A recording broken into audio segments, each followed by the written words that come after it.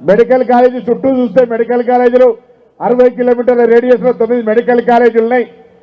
రావు అనే ఆలోచనతో ముందుగా కొంత ముందు చూపుతోటి దీని పడకల ఆసుపత్రి పెంపొందించే భాగంగా 250 బెడ్ తీసుకొని వచ్చినాం.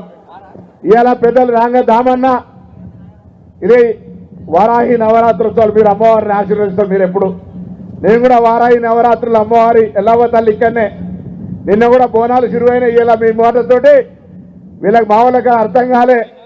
మెడికల్ కాలేజీ చదువుకున్నటువంటి ఎంబీబీఎస్ స్టూడెంట్లు 50 మంది ఆసుపత్రిలో పనిచేయడానికి ఎలా మనకు శాంక్షన్ చేసి దామని ఒక్కసారి గట్టిగా చప్పట్లు పడమని సందర్భంగా మనం చేస్తా ఉన్నా. ఎంబీబీఎస్ కాదు ఎలా పీజీ కోర్సులు 50 మంది డాక్టర్లు చదువుకున్న వాళ్ళు ఇక్కడికి వచ్చి ఒక్కసారి అందరు లేచి గట్టిగా చప్పట్లు కొట్టేటువంటి ఒక పెద్ద కోర్సు ఇక్కడ రాబోయే కాలంలో ఈ ప్రాంతంలో అనారోగ్యం ఉన్నది.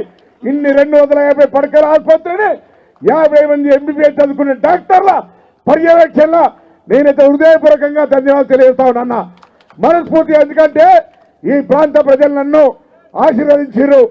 ఎప్పుడు కూడా హైదరాబాద్లో ఏం లేదంటే ఉరికే చిక్కనే ఉంటా ఈడ ఆడ వండుకుంటే ఎలా ప్రతి అంశం మీరు నాకు నిజంగా చెప్తా ఉన్నా.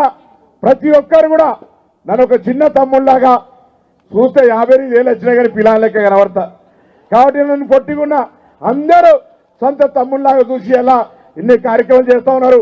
నేను ఆనాడు ప్రియాంక గాంధీ నా నాయకురాలు ప్రకటించిన అంశం ఎట్లా పరిష్కరించాలనే తపన బద నాకుంది.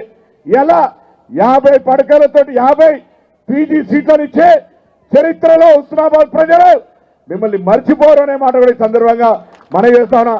4 లైన్ల రహదారి రాజీవ్ రహదారి హుస్నాబాద్ అన్న చిరకాల వాంఛ.